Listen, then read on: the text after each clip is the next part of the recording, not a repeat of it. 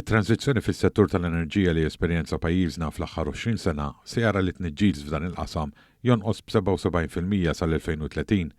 Stqarrija mill-Awtorità għall-Azzjoni fil-Klima li sottomettiet rapport ieħor fuq il-progress fil-Pjan Nazzjonali Aġġornat għall-Enerġija u l-Klima li ġie ppreżentat f'Jannar li għadda, qalet li dan ir-riżultat sinifikanti u dovut primarjament għad-deċiżjonijiet meħudin mill-Gvern Laburista wara l-2013. L-eliminazzjoni tal-użu tal-heavy fuel oil, it-tieni interconnector tal-elettriku u s-sistemi fuq skala kbira l-ħażna tal-enerġija se jkunu qed jagħmlu din id-differenza enormi.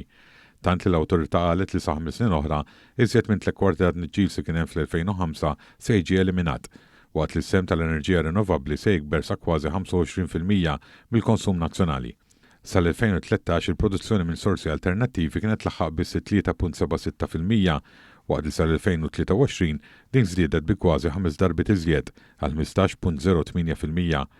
L-Awtorità għall-Azzjoni fil-Klima tenniet li l-proġetti tal-offshore wind farm se jkomplu jappoġġjaw din it-tranzizzjoni ta' dekarbonizzazzjoni avolja jmorru lil mis-sena 2030. Madan komplet li fil-qasam ta' trattament tal-iskart Malta mistennija tnaqqas it-tniġġis b'59% mqabbel ma' 4 snin ilu, grazzi għal faċilitajiet u teknoloġiji ġodda li qed isir investiment bla preċedent fihom, kif anke mitlub mill-Kummissjoni Ewropea.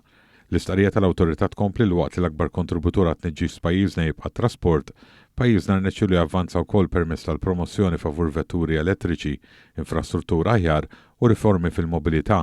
Iżda jonqos iżjed impenn holistiku kif diġà tħabbar fl-aħħar ġimgħat biex jirenta miżuri li wħud minnhom diġà daħlu fis-seħħ.